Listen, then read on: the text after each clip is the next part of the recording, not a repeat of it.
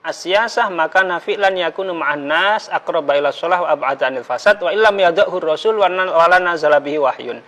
Bahwa pengelolaan sebuah negara atau siasa atau politik itu yang terpenting adalah bagaimana membawa masyarakat, membawa warga negara lebih dekat kepada kemaslahatan, kebaikan, dan lebih jauh dari bahaya atau kemudorotan. Meskipun itu tidak secara persis diajarkan oleh Kanjeng Nabi, meskipun itu tidak secara persis ada tuntunan wahyunya. Karena itu yang terpenting adalah masyarakat itu baik, itu saja. Artinya kalau Indonesia jadi negara Islam, itu akan tendensinya ke buruk? Bukan begitu. Artinya Indonesia dengan negara bangsa ini, selama bisa membawa masyarakat pada kondisi yang lebih ideal, maka itu sudah memenuhi nilai-nilai Islam dalam hal siasa. Assalamualaikum warahmatullahi wabarakatuh. Apa kabar pemirsa TV 9 Nusantara dimanapun Anda berada? Hari ini sehat selalu, semoga pemirsa menyertai Anda.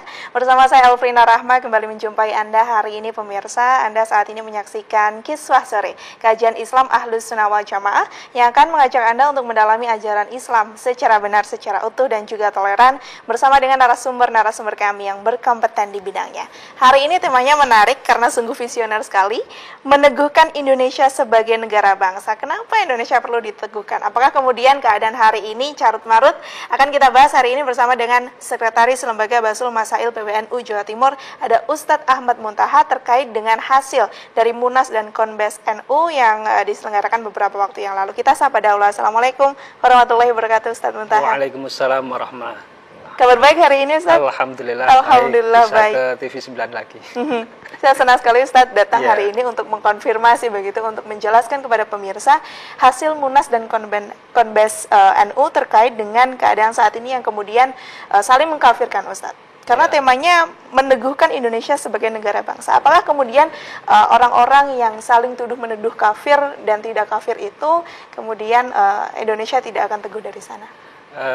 Perlu kita pahami bahwa konteks sekarang kita ini, Indonesia sebagai negara bangsa, sejak awal hingga sekarang ini tidak sepi dari tantangannya sesuai dengan masanya. Baik. Termasuk dalam konteks sekarang, kita kemarin sudah kenal bagaimana kalau dalam konteks yang tampak di luar itu ada Hizbut Tahrir yang memperjuangkan bahwa yang benar itu adalah khilafah Indonesia Tauhid dan yang lain sebagainya.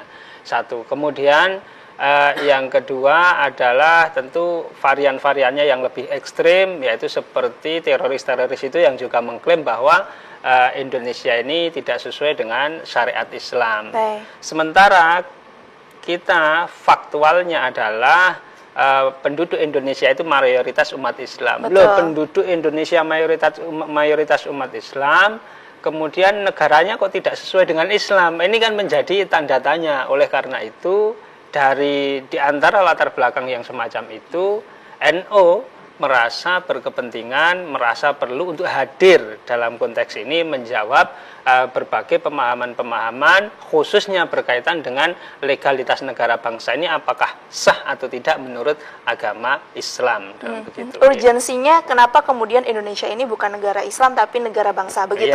Kemudian NU andil di sana begitu. Munas dan Konbes NU ini form yang seperti apa, Ustaz? Munas dan Konbes NU itu Munas merupakan bagian amanah dari Muktamar. Muktamar itu 5 tahun sekali, di antara amanahnya adalah menyelenggarakan musyawarah nasional yang biasanya dilaksanakan 2 kali dalam 5 tahun itu. Kemarin pernah di Lombok tahun kemarin, kemudian yang sekarang ini di Kota Banjar Patroman, Jawa Barat kemarin, yang membahas sebenarnya tidak hanya berkaitan dengan ini, ada pembahasan tentang undang-undang berkaitan RUU, berkaitan kekerasan rumah tangga, kemudian berkaitan dengan sampah plastik dan yang lain sebagainya. Namun yang memang menjadi sorotan publik adalah isu seolah-olah NU itu mau menghapus istilah kafir di Indonesia. Spesifik kita membicarakan itu, Ustaz.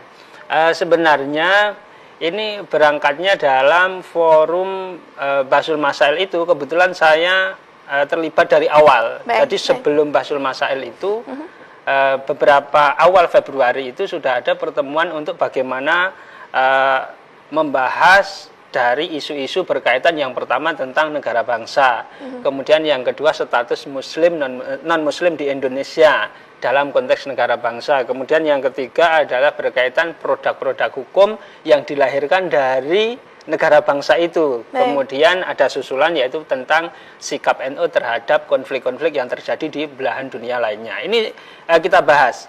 Kemudian, nah ini saya bawa draftnya.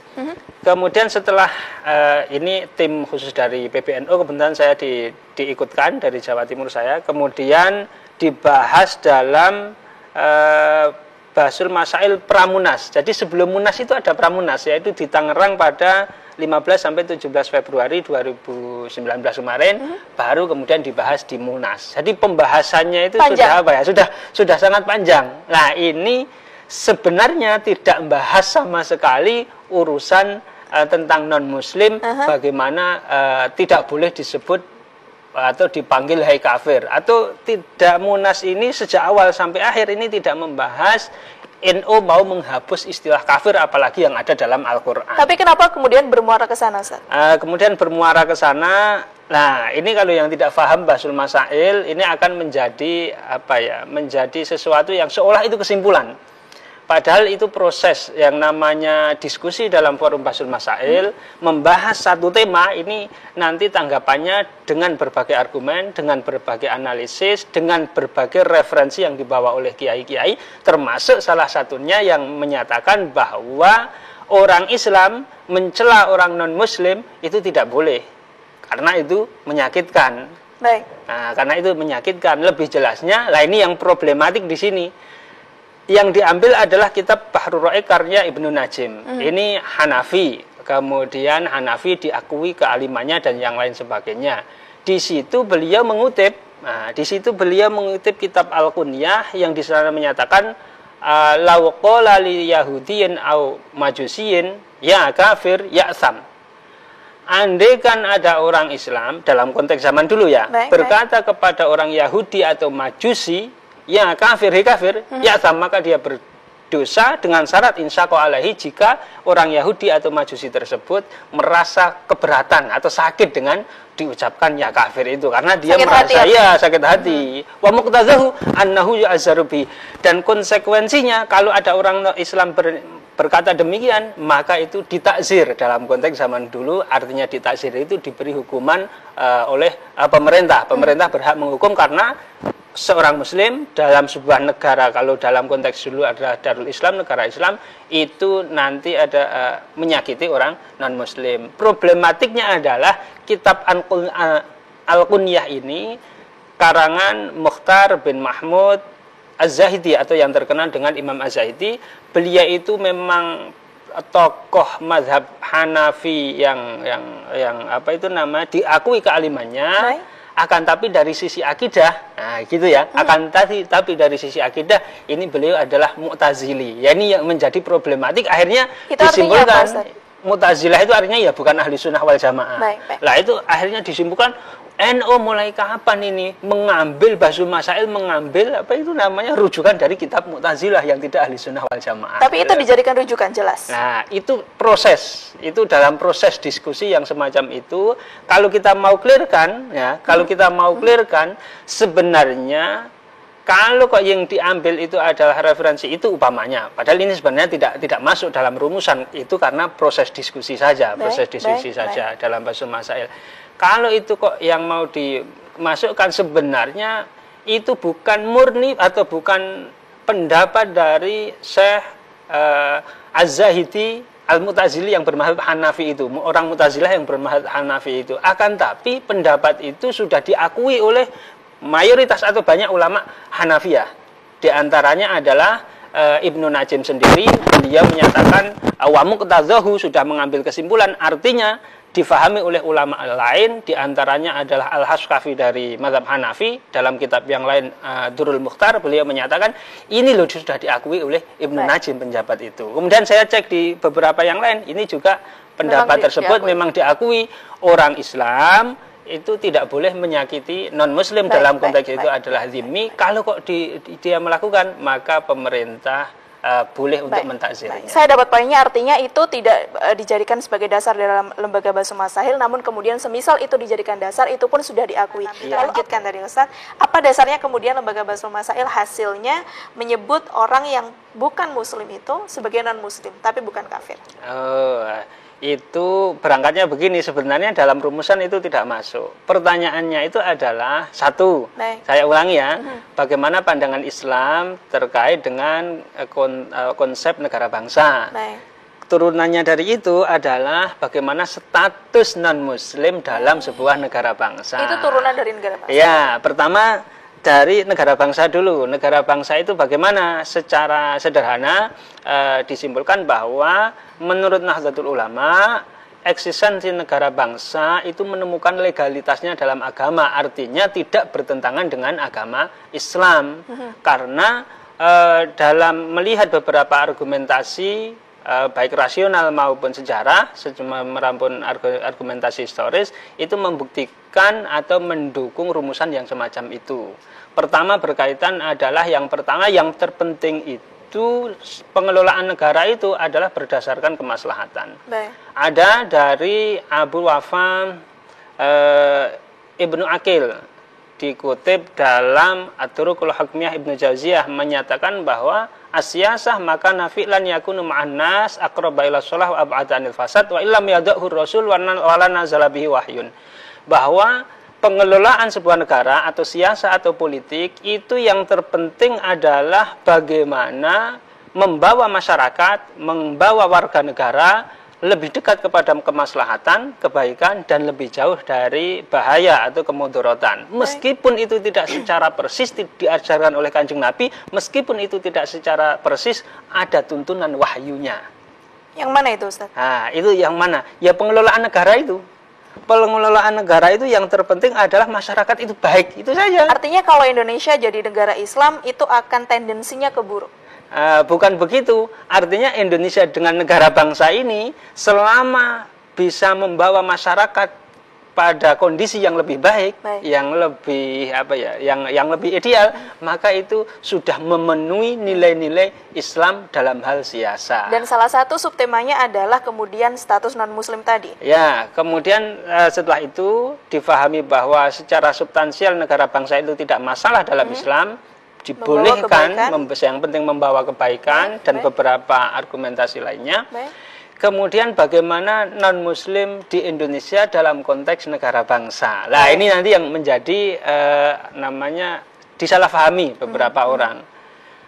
Nahdlatul Ulama, saya ambil catatan yang apa itu namanya? Catatan yang rigid saja. Status non-muslim dalam negara bangsa adalah termasuk warga negara atau istilahnya muwatin, yang memiliki hak dan kewajiban yang setara dengan warga negara yang lain. Mereka tidak masuk kategori kafir yang ada dalam kitab-kitab fikih. Ada kafir dhimmi, mu'ahad, musta'man, harbi. Karena keempat istilah ini berlaku dalam konteks negara yang berdasarkan pada basis keagamaan zaman dulu. Kemudian yang kedua alasannya adalah bertentangan dengan prinsip dasar hubungan antara muslim dan non-muslim itu adalah hubungan yang harmonis, saling menjaga keamanan, tidak hubungan konflik dan peperangan. Dikatakan di sana termasuknya dari Takmilatul Majmu', innal Islam assasa ala qatal muslimin bi ghairihim ala alal musalamah la alal harbi wal qital, bahwa Islam pada dasarnya mengasaskan atau mendasarkan hubungan antara muslim dan non-muslim itu adalah berdasarkan musalamah, saling menjaga keamanan, keselamatan, alal aman, la alal harbi wal qital, tidak hubungan yang berdasarkan konflik dan peperangan. Ini harmonis tadi kemudian dibahas satu-satu. Ustaz, pertimbangan yang pertama adalah 4 kafir tadi tidak berlaku di sini karena ini merupakan negara bangsa begitu Indonesia. Satu contoh yang pertama adalah akad zimmah. Di Indonesia akad zimmah itu artinya negara melakukan kesepakatan dengan sebagian orang yang non muslim, dia pengen hidup tinggal di Indonesia, hidup di sebuah negara Islam itu, kemudian dengan konsekuensi nanti membayar upeti atau jizyah. Pajak lah katakanlah, membayar upeti. Hampir seperti pajak, tapi ini pajak karena dia dibolehkan tinggal di situ. Nah, di situ.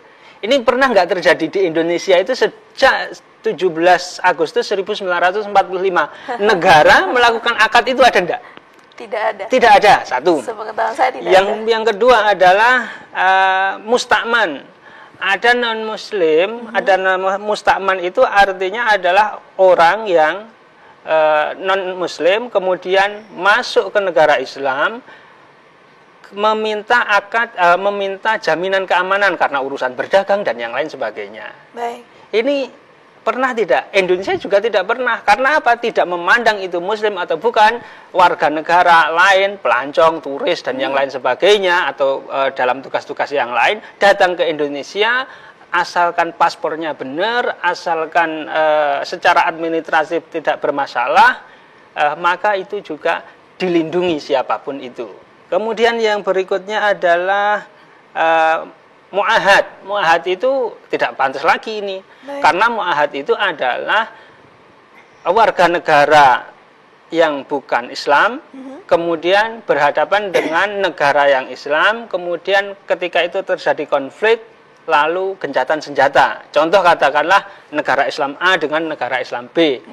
Negara Islam A dengan negara kafir B dalam konteks zaman dulu. Baik. Nah, ini terjadi perang kemudian gencatan senjata, maka ketika gencatan senjata itu disebut dengan kafir mu'ahad ini. Kemudian yang terakhir, lah ini yang menarik, mungkin masih debatable akan tapi ulama NU sepakat bahwa kalau dalam rumusan fikih-fikih kita itu, kalau kok tidak harbi, kalau kok tidak zimmi, kalau tidak mustakman, kalau tidak muahad, maka auto harbi.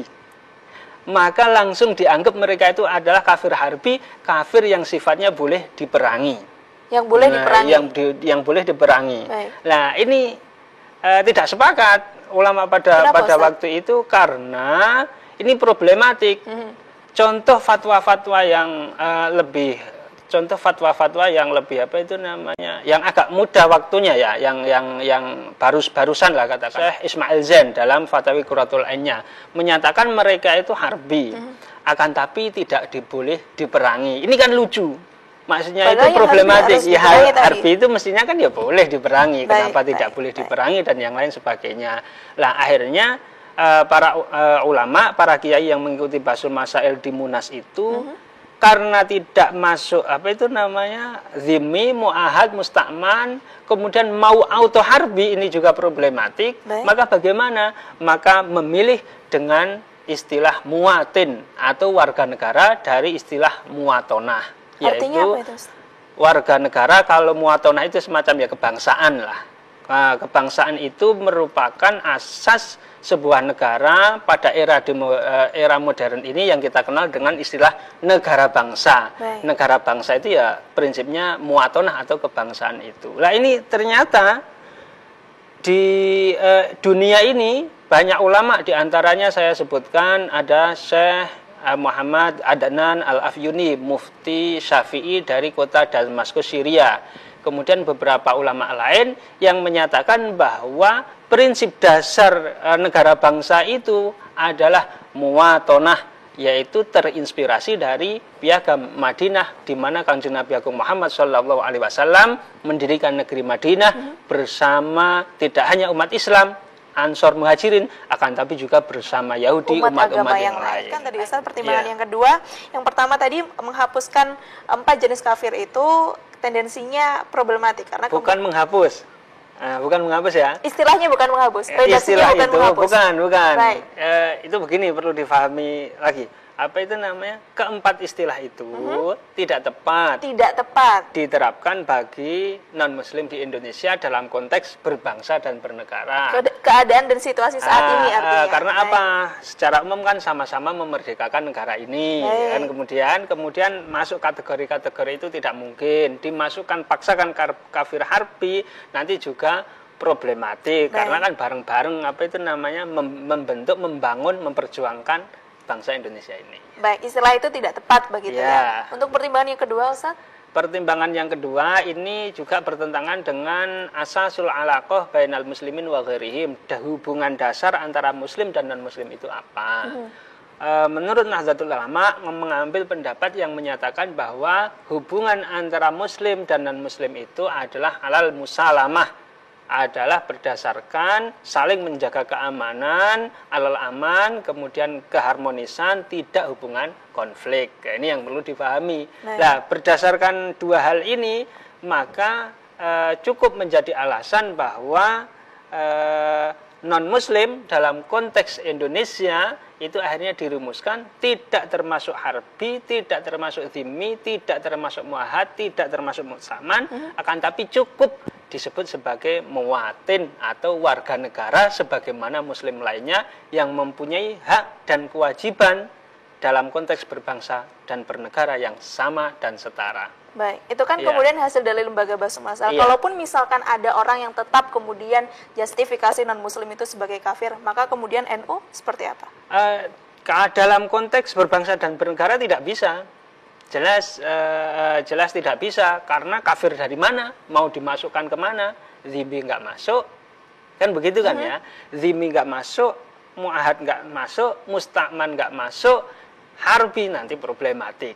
Kan begitu. Nanti ya, karena takutnya diperangi itu dan tadi. Yang lain sebagainya kan itu. Maka dalam konteks berbangsa dan bernegara, maka itu tidak tepat, tidak benar menurut Nahdlatul Ulama merujuk pada Munas kemarin. Tidak benar itu dalam artian hanya kemudian normatif salah dan benar begitu, Ustaz. Kalaupun misal tetap ada orang yang kemudian menyebut non-muslim sebagai kafir. Nah, kalau sebagai sebuah pemikiran ya, kalau itu pemikiran kan yang tidak bisa dipaksakan. Baik. Nah, karena ini kan juga namanya fikih saja kan juga zonni, akan tapi ini rumusan ini sudah diambil dengan berbagai pertimbangan. Kemudian yang di forum itu kemarin juga hadir NU itu saya katakan lengkap, formasi lengkap. Mengapa demikian, Ustaz? Ya, mengapa demikian? Karena dalam forum yang membahas ini ketua umumnya hadir, aktif, kemudian kemudian sekretarisnya, Rois Am, Kiai Haji Miftahul Ahyar hadir, Khatib Suriah juga hadir, dan kiai-kiai yang lain yang di PBNU aktif itu hadir semua dalam forum itu. Nah, ini kan artinya secara quorum ini memang resmi Nahdlatul Ulama sudah beristihad, berikhtiar bagaimana hadir dalam isu Indonesia sebagai negara bangsa itu menemukan legalitasnya dalam agama Islam. Indonesia ini tidak perlu diubah lagi, kalau bahasa Ahmad Siddiq, tidak diubah lagi, tidak usah membuat negara baru lagi menurut Kiai Haji Ahmad Siddiq. Kalau umumnya kita sekarang ya NKRI harga mati, itu benar-benar sesuai dengan spirit dan nilai-nilai Islam sebagai agama yang kita anut dari lahir hingga sekarang ini. Baik, ini kan lembaga bahasa hasilnya sudah selesai, sudah disepakati begitu, Ustaz. Dampaknya hingga saat ini apa? Hingga saat ini diantaranya memberi keyakinan betul terhadap masyarakat, memberi keyakinan betul terhadap pemerintah bahwa isu-isu yang menyatakan harus ganti khilafah, harus buat negara baru dengan berbagai cara, dengan berbagai model itu, maka itu ternetralisir dengan adanya keputusan Basul Masail Nahdlatul Ulama yang diselenggarakan kemarin di Banjar Patroman, Jawa Barat kemarin. Baik, menetralisir begitu? Iya, menetralisir. Setidaknya itu memberi pemahaman yang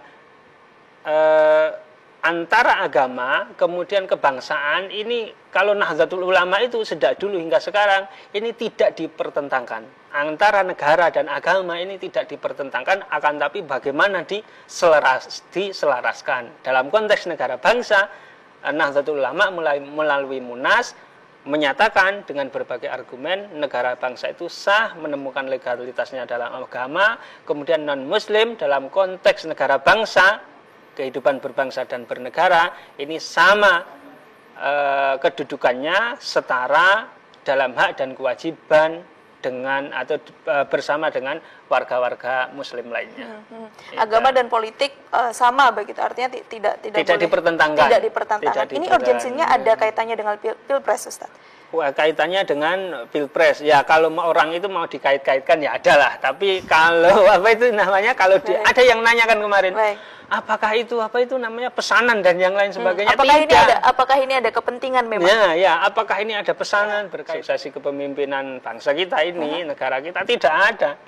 Tidak ada sama sekali, karena sudah sejak awal kita ingat bahwa ini merupakan kelanjutan diantaranya Indonesia menerima asas tunggal Pancasila dirumuskan, ukhuwah Islamiyah, ukhuwah watoniyah, ukhuwah basariyah. Lah dalam konteks merawat ukhuwah watoniyah ini, antar penduduk Indonesia yang bermacam-macam suku, bermacam-macam agama, bermacam-macam budaya, bermacam-macam adat istiadat, ini kan perlu ukhuwah watoniyah zaman konteks dulu. Betul. Dan ini tidak sekali kemudian dibahas. Ukhuwah watoniyah, ya kan berlanjut terus. Ukhuwah watoniyah ini kan menemukan tantangannya setiap zaman, termasuk dalam konteks ukhuwah watoniyah kita saat ini, dalam konteks berbangsa dan bernegara, kita diaduk-aduk dengan khilafah, kita diaduk-aduk dengan teroris dan yang lain sebagainya.